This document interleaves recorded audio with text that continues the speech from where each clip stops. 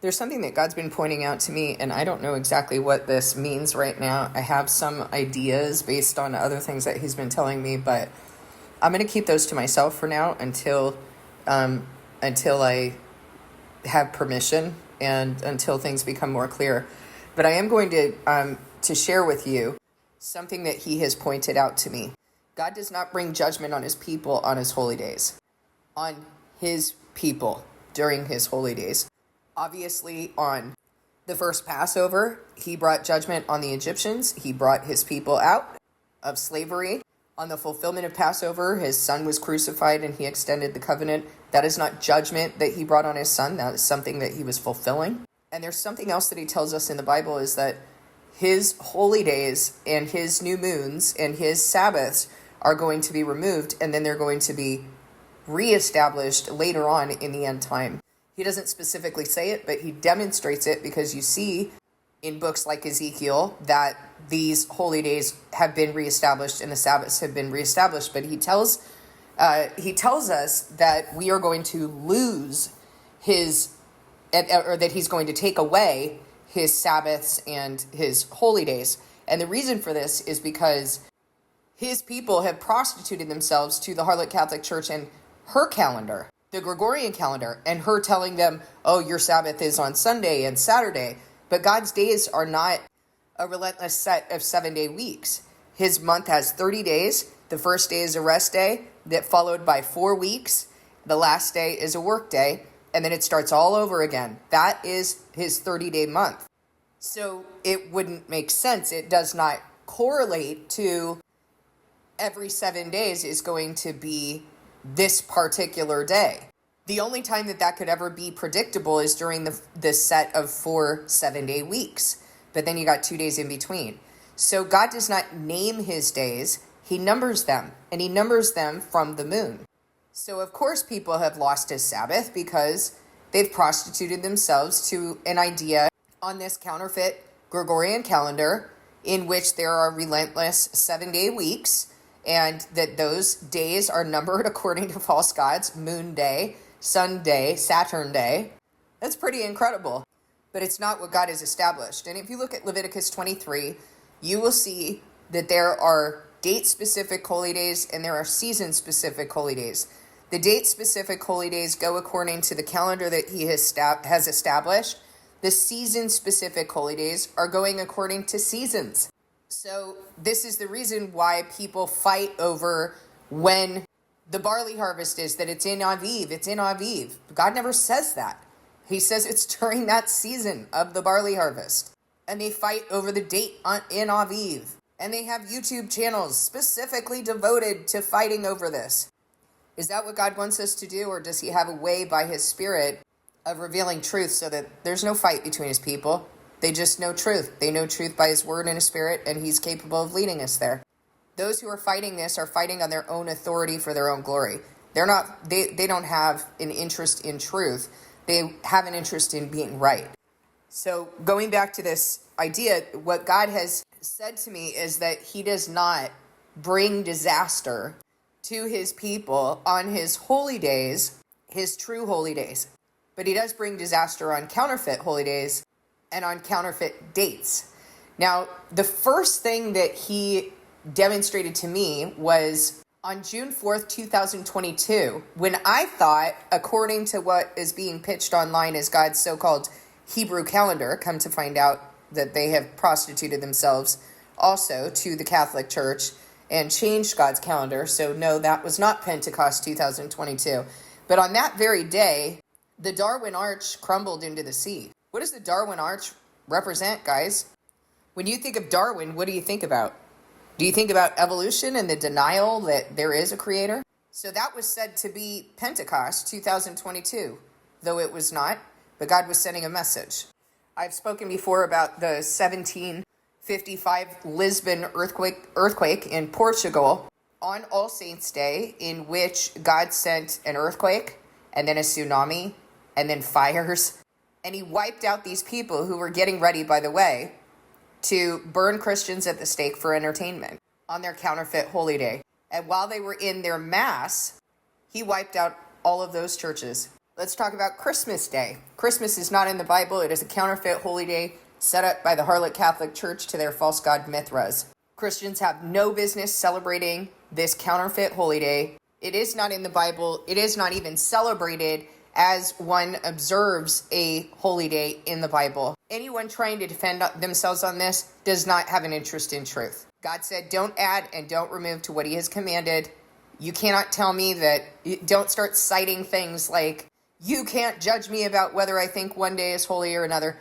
You're not celebrating this day because you think it's holy. You're celebrating it because your flesh wants to celebrate it. 1953, there was what is referred to as the Tangiwai disaster of 1953. This occurred on the eve of Christmas 1953 while Queen Elizabeth II was visiting New Zealand, in which God sent a railway accident where the Wellington-Auckland Night Express train plunged into the Wangehu, I might not be saying that, Wangehu River in New Zealand's central North Island. The accident killed 151 people and injured many more out of the 285 passengers and crew on board. At the time, it was New Zealand's worst railway accident and the world's 8th deadliest rail disaster. The disaster was caused by a volcanic Aehar, or mud flow, from Mount Ruapehu's Crater Lake that destroyed a bridge pier over the Wangehu River minutes before the train arrived. The Aehar sent a wave of water, silt, boulders, and debris down the river, causing the locomotive and the first 6 carriages to derail into the water. Some survivors were able to escape through broken windows and onto the side of the carriage and then form a human chain to reach the bank as the floodwaters receded. Others struggled from the wreckage and were helped to shore or freed themselves only to be swept downstream before crawling ashore. There was also the Indian Ocean tsunami of 2004. This happened the day after Christmas on 2004. A 9.1 magnitude earthquake struck the Indian Ocean, 150 miles off the coast of Sumatra, Indonesia, and 31 miles below the ocean floor. The earthquake, which was the third largest ever recorded, lifted the sea floor and triggered a tsunami that caused widespread destruction, a loss of life across 17 countries in Asia and Africa. The tsunami's waves traveled at speeds of up to 500 miles per hour. Now that is the same as the Lisbon tsunami, and reached heights of 30 feet or more in some areas. The largest impacts were felt in Indonesia and Sri Lanka, where the tsunami destroyed 139,000 houses, 517 health facilities, 1,089 places of worship, and 22 seaports. In total, the tsunami killed or left missing a presumed dead approximately 227,899 people, including tourists, and displaced around 1.7 million people. The total damage was estimated at roughly $13 billion. In 2017 dollars, I don't know what that means, with Indonesia suffering the most, losing over 167,000 lives and nearly $6 billion in damage. I'm just a little confused at that one statement right there. $13 billion in 2017 dollars. What does that mean? It was 2004. Whatever, we'll ignore it. This is also referred to as the Boxing Day tsunami, if you've ever heard of that. Then in the early 2000s was the Congo Christmas Massacre. In the early 2000s, the Lord's Resistance Army was a Christian cult that was strong, terrifying, and ruthless in its pursuit of terrorism. In the Democratic Republic of Congo, they would terrorize locals by cutting off people's lips, killing children, and slaughtering entire villages. One such slaughter took place on Christmas Eve and Christmas Day in 2008. The army targeted 5 villages, waited until they were celebrating the holiday, then attacked them all at once, killing virtually everyone. They used axes, bats, and machetes, and often raped women before they killed them. The final death toll is still uncertain, but some reports put the number at more than 600 people killed in a span of only 3 days. The Taeyongak Hotel Fire. On Christmas Day, 1971, in Seoul, things were pretty normal for the renowned Taeyongak Hotel. People were celebrating, some were settling in for the night, and everything seemed peaceful. Then suddenly disaster struck. A fire started after a gas explosion at the hotel. In what was called the worst hotel fire in history, the hotel was quickly engulfed in flames, with the entire expanse lighting up the sky. By the time the fire was finally put out, more than 10 grueling hours later, 166 people had lost their lives. Most died of smoke inhalation, and 8 people, including the hotel's owner, were arrested. Oh, that's terrible. It doesn't say anything about why they were, but I guess we'll just move on. The USSR invades Afghanistan. On December 24th, 1979, the Soviet Union was poised to invade Afghanistan. Around midnight, the Soviets sent well over 8,000 men into Kabul, and they attacked the palace. While resistance was fierce, the Soviet troops were so overwhelming that there was simply nothing that could be done. Thousands were killed. By December 27th, the Soviets had formed the Marxist People's Democratic Party, PDPA, and instilled their own rule. It would not be until 1989 until the Soviets were finally driven out. The Italian Hall disaster.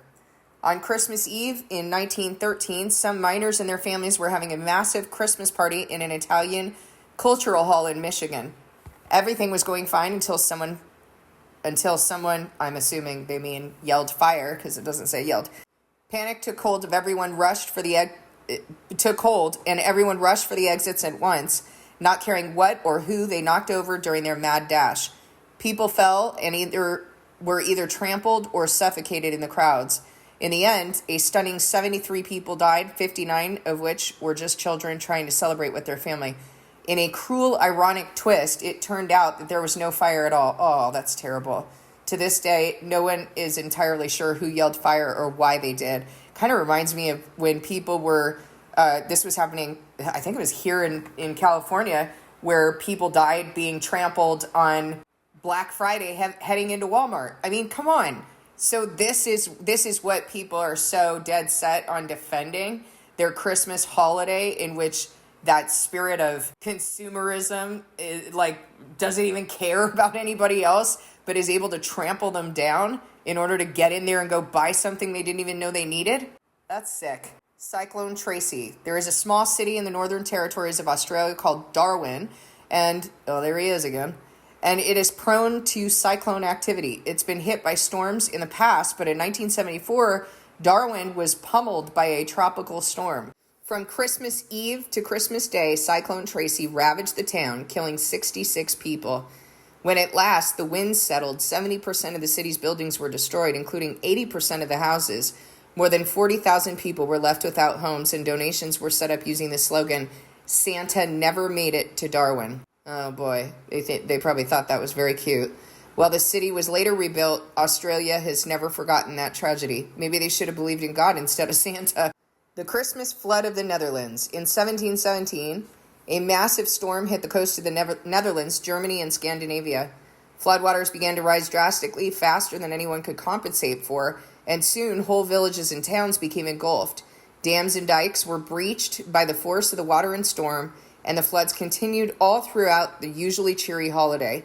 By the end of it, an estimated 13,000 people or more were drowned by the flooding, and others were killed by debris and disease that came later. Some towns were so badly destroyed that there was nothing left and they simply ceased to exist.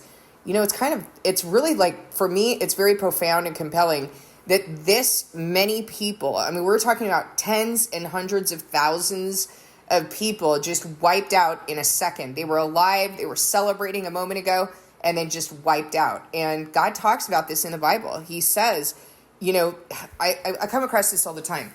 People say, as in the days of Noah. And oftentimes what they're doing is they're citing that in relation to a flood, which is stupid. The context of the statement is not regarding the actual flood. The context of the statement is, as it was in the days of Noah, people will be given in marriage. They're going to go on living their lives as though nothing's happening. And in a second, it's going to come on them just like it did in the days of Noah. So if you're citing it that way, stop doing that because it's dumb. God already gave Noah the sign of the rainbow so that he knew that he was never going to destroy all of humanity by flood again. Humanity will be destroyed by fire. And actually, it's the fire of God. So to even say that is just ridiculous. There are many things that are going to be happening in these end times, and they include earthquakes and famine and pestilence and wars and rumors of wars and et cetera, et cetera. So to be focusing on a flood distracts from everything else that God said was going to happen, and it really disrespects the covenant he made with Noah. The whole of humanity is not going to be wiped out by flood. That was the point of the covenant God made with Noah. It will be wiped out by fire. But here's the point. As it was in the days of Noah, people are not even going to know that that was coming. They're going to continue in their wickedness. No one's going to understand. Only the wise are going to understand. The wicked will not understand what is going on. And they don't. They don't. I mean, as I'm talking about what's going on in Israel and the fact that Christian Zionists are supporting murder and theft and claiming to be doing that in the name of God, that Jewish Zionists are murdering and stealing, and they're claiming to be doing it in the name of God. Why doesn't anyone understand this? Why don't they see it? Because the wicked will not understand. Only the wise will understand what's going on. And as I'm pointing these things out to you and I'm telling you what I'm doing, what God has set me apart to do, and that I know that I am going to testify for 1,260 days, and that time will be up towards the latter part of next year. And then the Antichrist will rise and kill me and go on to persecute you.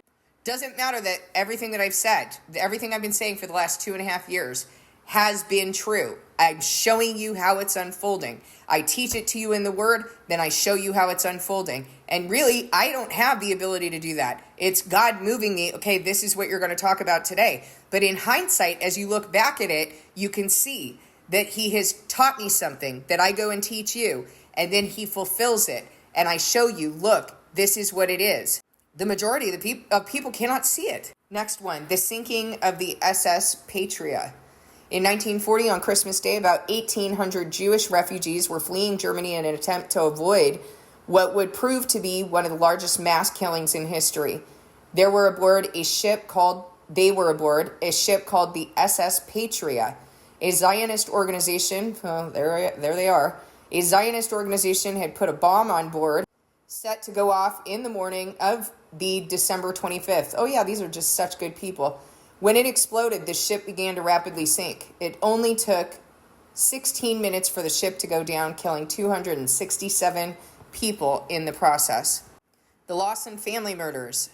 While there may have been killings on Christmas over the years of various size and motives, there's a specific one that is particularly gruesome. On Christmas Day in 1929, the Lawson family went into town to have a family portrait done. The family then headed back home. When they got back to the house, Patriarch Charlie Lawson shot and killed all but one of his family members. He just took up a gun and started shooting his family. He killed his wife, his daughters, and every member of his family, except for his oldest son, who was getting errands at the time. Eventually, he shot himself. What a nice thing to do to his son. The lack of known motives and the suddenness of it all, as well as the holiday timing, keep this massacre as one that history still remembers. I'm stumbling over my words. Sorry about that. Okay, so another thing that happened on Christmas. The Library of Congress fire. Almost done. I think this is the last one. In 1851, the Library of Congress was home to more than 50,000 works of literature. It was home to the personal library of President Thomas Jefferson and housed some of his own personal writings. Unfortunately, it would not last. On Christmas Eve, a fire began that was so strong and so devastating in size that it engulfed most of the library. When the smoke cleared, over 2/3 of the books had been completely destroyed, including the books from Jefferson. Okay, how about Easter? So let me say something about Easter. If you are observing Easter, you're not observing it according to God's calendar. You're not even observing you're not observing his Passover. I don't care what the King James Bible says. King James was not a Christian. King James wrote a book on demonology. There's not enough information in the Bible to write a book on demonology. He was more afraid of Satan than he was of God. He burned other people at the stake, claiming that they were witches and etc. That is, even if he believed that they were evil, that is not what God has called us to do. So it's disgusting that there's a translation of the Bible that's even that he signed off on. Who is he? Or that's named after him. That's ridiculous. And that is the one translation of the Bible where Easter is mentioned. And that's certainly not because Easter is God's holy day. Passover has always been God's holy day. Early Christians, who were Jews, by the way, were not sitting around saying, well, now that we're Christians, we're going to change God's holy days and prostitute ourselves to pagan holidays. The same holy days continue to be celebrated by Christians. There are not separate rules for Christians as there are for Jews. Peter already told us that there is no favoritism. So you don't get the fun holidays that appease your flesh, while Jews get the ones where they're supposed to withhold from themselves. It's ridiculous. Moreover, the origin word that it was translated to Easter was Pascha, and it is a Greek word that means the Passover supper. So I don't know where Easter came from, but it can go back wherever it came from. It is not a Christian holy day or holiday. Here's the other issue.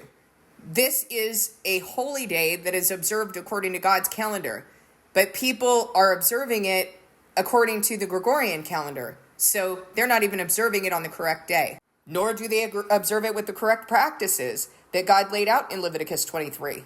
So you can observe all of these holy days, but if you're observing it according to anything but God's calendar, you're not actually observing it.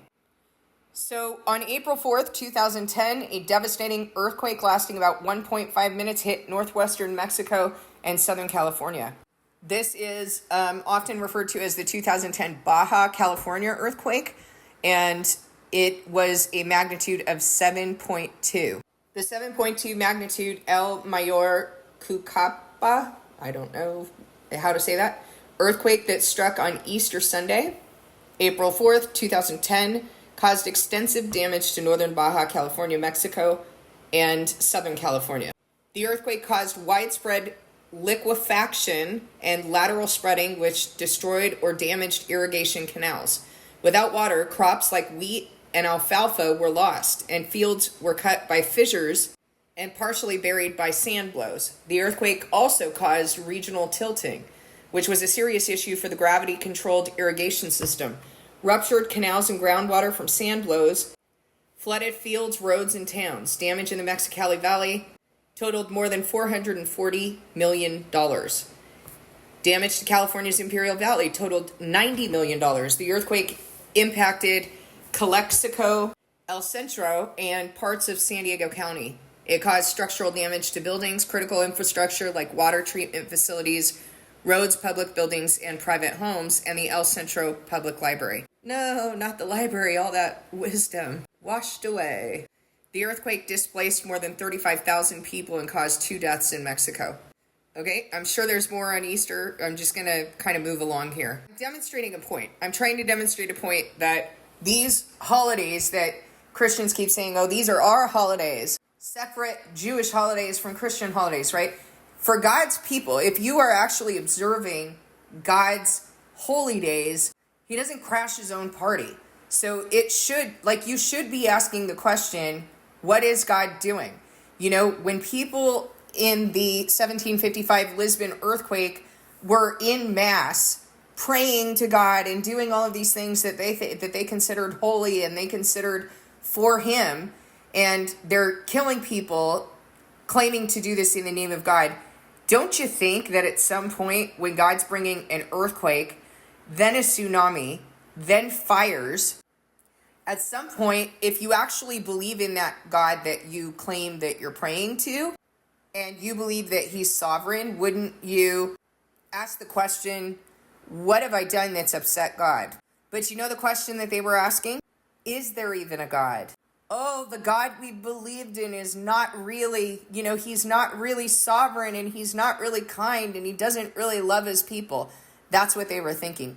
They called into question his character rather than their own. And that's what's going to happen in these end times, is that people are going to turn up and they're going to curse God, and they're going to condemn him in order to justify themselves. That's what they do over and over. It's one of the most wicked things I have ever seen. Not a question of, why is God bringing this on me? What have I done that I need to repent for or return to him? But, the God that I believed in is not that God. The God that he says he is not that God. He is not loving, because how could he do this, right? That's what people say all the time when they want to deny God and reject him. And what they're doing is throwing a little temper tantrum. Like, if I reject him, and I speak all kinds of blasphemy against him, then he's going to change something because he doesn't want me doing this, right? What do they say? They say things like, if there is a God, then why are all these things happening? There's an answer to that question. And it does not include God's evil. It includes man's evil. That's a complete like rejection and denial of what we're doing here. What are we doing to change the situation? What are we doing to return to him and seek him? Because if we're actually doing that, he'll give us understanding and wisdom, and he will give us a purpose in his kingdom. Now we're going to look at July 4th. July 4th is coming, by the way, and there's not much time for the United States to continue reigning as it has been. The United States is going to fall. I've been telling you that. They're going to fall. And they are going to fall to the image of the Antichrist, which is counterfeit Christianity and counterfeit Israel. This Zionist movement is what this false prophet of the United States is going to fall to. It had two purposes. One, testify to counterfeit Christianity. Two, set up the image of the Antichrist, which is counterfeit Israel. And Revelation 13 shows us that counterfeit Israel is actually the persecuting power. That is the persecuting power that causes all whose names have not been written in the Lamb's Book of Life to receive the mark of the beast. If you're not familiar with it, read it, Revelation 13. It is the image of the Antichrist, that thing that counterfeit Christianity is worshiping, that has been given breath, life, to be able to persecute God's people and require them to worship it. So July 4th represents that false prophet. Not saying something's going to happen, just saying it could. On July 4th, 1969, a severe wind event called the Ohio Fireworks Derecho hit the northern half of Ohio as well as parts of other states. The storm, also known as the Ohio Independence Day Derecho, made landfall around 8 p.m., just as holiday festivities were beginning. It caused widespread winds with gusts of up to 104 miles per hour near Toledo and 100 miles per hour in Cleveland. The derecho continued southeast, reaching Akron between 9 to 10 p.m. and Pittsburgh between 10 to 11 p.m. before dissipating after 11 p.m. The storm also caused record-breaking flooding in north central Ohio, with some areas receiving more than 14 inches of rain in less than 24 hours. You know what? That's crazy, because I'm seeing floods that are more than that right now. Like what was seen in 1969 as being, as being pretty intense, it's happening on the daily here, right now, at this point in history. The peak discharge at 5 of 40 sites was 4 times greater than the discharge of a 50-year flood, and 17 sites saw peak discharge more than twice as large. In total, the storm caused more than $66 million in property damage and 41 deaths, making it one of Ohio's most costly and deadly storms ever. The Rockdale flood occurred on July 4th, 1876, when heavy rain caused Catfish Creek to swell and break the dam upstream of town at the Rockdale Mill. The resulting wall of water was around 20 feet deep and hundreds of feet wide as it swept into town. Around 40 people, nearly every person in town, perished in the flood. Wow. Okay, so lots more. I don't even need to talk to you about St. Valentine's Day, St. Patrick's Day. What I've been trying to establish in the last half hour is that God brings judgment on these counterfeit holy days, counterfeit holidays. He is not pleased. And this is what he has, it's something that he has said to me. I don't always know the reasons why he says certain things, and then he starts to bring the picture together, and then I understand. I do know that there is a judgment coming, and I believe that judgment is very specific to the United States because of the role that the United States is playing right now in testifying to the Antichrist and that image of the Antichrist. It is a complete disaster. It is a divided kingdom. If you can't see that the United States is falling right now, there's something wrong with your eyes. And I want to remind you what these people did with regard to the 1755 Lisbon earthquake. That they looked at this, and initially they did think, oh my goodness, this is like God is bringing this, and people thought they needed to repent. But then their perspective changed to God is not who he says he is. There's not something wrong with me, there's something wrong with God. That's some serious wickedness right there. So I ask you to consider the things that I've said, because there's a reason God has me talking about it, and I don't always know the reason, but I've learned to talk about it when he tells me to talk about it. Please discern this message with God.